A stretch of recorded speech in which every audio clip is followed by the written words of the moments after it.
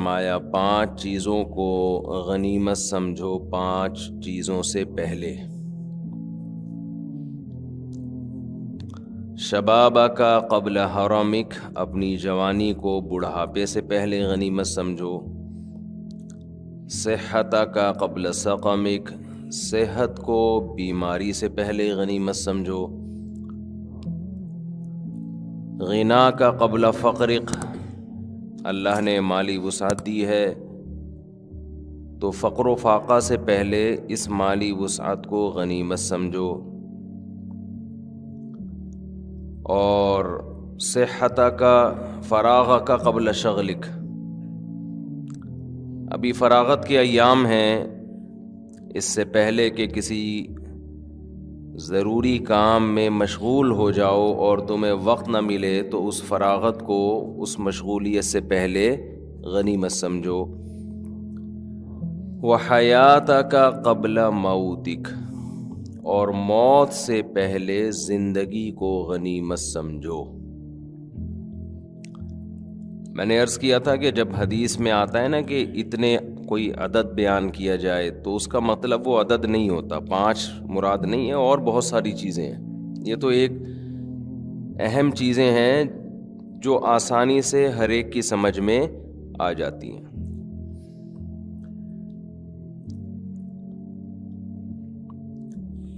تو ہمیں نبی صلی اللہ علیہ وسلم نے حکم دیا کہ ہم ان ایام کو غنیمت سمجھیں۔ غنیمت کسے کہتے ہیں؟ مفت کے مال کو غنیمت سے کسے کہا جاتا ہے؟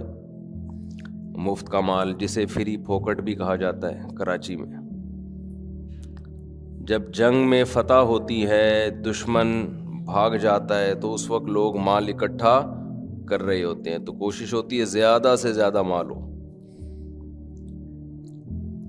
اب آپ مجھے بتاؤ، کہیں کوئی لنگر تقسیم ہو رہا ہو یا کوئی قیمتی چیز تقسیم ہو رہی ہو، ہم وہاں بیٹھے ہوئے ہوں اور ہمیں حکم دیا جائے یا ہمیں یہ اعلان کر دیا جائے کہ جس نے جتنا مال اٹھانا ہے اٹھا لے۔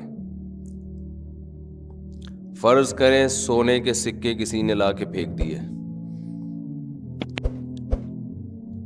اور آپ سے کہا کہ جتنے سکے اٹھا لو تم اس کے مالک ہو، تو کیا کیفیت ہوگی آپ کی؟ آپ اپنے تمام تر ضروری کاموں کو چھوڑ دو گے۔ سب سے پہلے تو آپ موبائل بند کرو گے، ایسا نہ ہو باس کا فون آ جائے، اٹھانا پڑے گا فون مجھے، ایسا نہ ہو فلاں کا فون آ جائے، ایسا نہ ہو گھر سے فون آ جائے، باس سے میری مراد گھر ہی تھا، ایسا نہ ہو فلاں سے جگہ سے فون آ جائے۔ حتیٰ کہ قضائے حاجت بھی روک لو گے آپ کہ یار پیٹ خراب ہو جائے، اس کا بعد میں علاج ممکن ہے، ایک سونے کا سکہ بھی رہ گیا تو لاکھوں روپے کا نقصان ہے۔ کیوں؟ آپ کو یہ چیز فری میں مل رہی ہے، آپ مکمل فوکس کریں گے اپنے کام کو، مکمل اپنے کام کو فوکس کریں گے، یار اس میں ناغہ نہ ہو، 1 سیکنڈ کوشش کریں گے سانس لینے کا بھی ٹائم نہ ملے، جتنا میں بھر سکتا ہوں اتنا بھر لوں۔ یہ تو سونے کے سکے ہیں، آپ نے دیکھا ہوگا ٹینکر سے کہیں پیٹرول بہنا شروع ہو جائے، کیسی لوگوں کی لڑائیاں ہو جاتی ہیں اس پیٹرول پہ۔ حالانکہ جو سونے کے سکے میں اور آپ جمع کر رہے ہوں گے وہ تھوڑے دنوں کی کہانی ہے، وہ ختم ہو جائیں گے تھوڑے دنوں میں، وہ ختم نہیں ہوں گے، آپ ختم ہو جاؤ گے۔ قارون سے زیادہ تو نہیں اکٹھا کر سکتے نا، وہ بھی مر گیا تو ہم بھی مر جائیں گے۔ لیکن جب کوئی چیز فری میں مل رہی ہوتی ہے، تھوڑی سی محنت سے بہت زیادہ ملتی ہے، تو انسان اس ہدف کے علاوہ کوئی بھی کام کرے گا تو اس کام کو ٹائم ویسٹنگ کہا جائے گا۔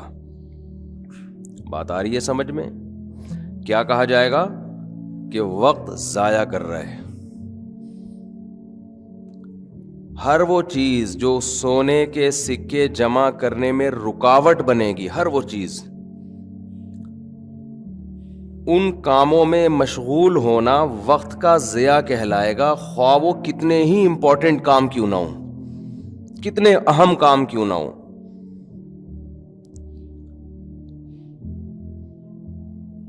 سوال پیدا ہوتا ہے بھائی وہ اتنے اہم کام تھے تو اہم کام میں مشغول ہونا تو ٹائم ویسٹنگ نہیں کہلاتا نا۔ اچھی طرح سمجھنے کی کوشش کریں جو میں کہنا چاہ رہا ہوں، میں مثال سے آؤں گا، اصل جو بات میں کرنا چاہ رہا ہوں اس کی طرف آؤں گا۔ یہ مثال سمجھ میں آئے گی تو پھر وہ بات سمجھ میں آئے گی جو حدیث میں ہمیں سمجھایا جا رہا ہے، حدیث بتائی جا رہی ہے۔ آج اصل میں مسئلہ سارا یہ ہے کہ لوگوں نے ہر کام کو امپورٹنٹ کام ہے، بہت امپورٹنٹ ہے، بہت امپورٹنٹ ہے، بہت اہم ہے۔ جب ان سے پوچھو بھائی امپورٹنٹ کی ڈیفینیشن کیا ہے، اہم کام کسے کہتے ہیں، تو کہتے ہیں جو نہیں ہوگا تو جو ہم نہ کریں تو نقصان ہو جائے۔ تو بھئی یہ جو دوسرا کام جس کو شریعت اہم کہہ رہی ہے، یہ نہیں کرو گے یہ اس سے زیادہ نقصان ہو جائے گا، تو یہ تو زیادہ اہم ہے۔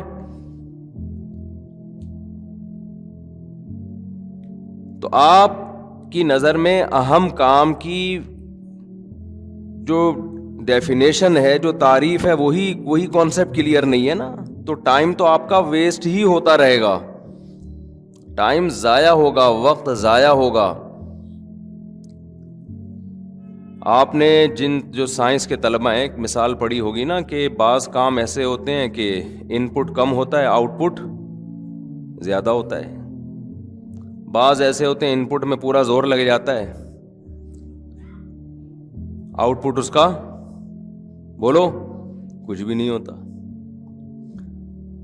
وہ ایک مثال پڑھائی جاتی ہے نا، جو قوت کا جو بازو ہے، لیور جسے کہتے ہیں نا، جتنا لمبا ہوگا زور اتنا کم لگے گا، آؤٹ پٹ اتنا، بول لو نا کیا جا رہا ہے یار، اب ہم بھی تو زور لگا رہے ہیں تو کچھ آؤٹ پٹ تو ملے نا اس کا۔ دیکھو ایک مثال دیتا ہوں، اب مثالوں کو سمجھانے کے لیے دوسری مثال دینی پڑتی ہے، اس دوسری کو سمجھانے کے لیے تیسری مثال دینی پڑتی ہے۔ شعر یاد آ جاتا ہے، خوابوں کی طرح تھا نہ خیالوں کی طرح تھا، وہ شخص ریاضی کے سوالوں کی طرح تھا، الجھا ہوا ایسا کہ کبھی کھل نہیں پایا، سلجھا ہوا ایسا کہ مثالوں کی طرح تھا۔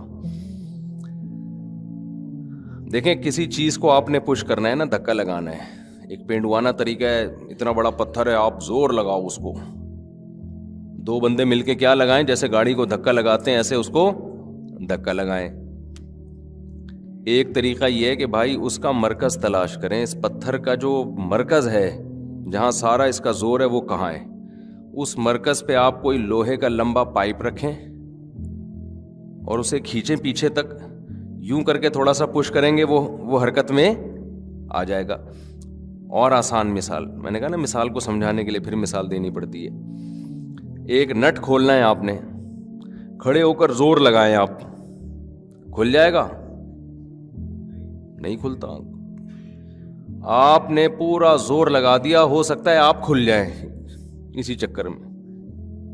بعض لوگ زور لگا رہے ہوتے ہیں نا کسی بڑے نٹ کو کھولنے کے لیے، تو خود کھل جاتے ہیں، وہ جوائنٹ آگے پیچھے ہو جاتے ہیں، بازو میں درد ہو جاتا ہے، پھر وہ فزیو تھراپسٹ کے پاس جاتے ہیں کہ ہم کھل گئے ہیں، ہمیں دوبارہ اسی جگہ لے آؤ جہاں ہم نٹ کھولنے سے پہلے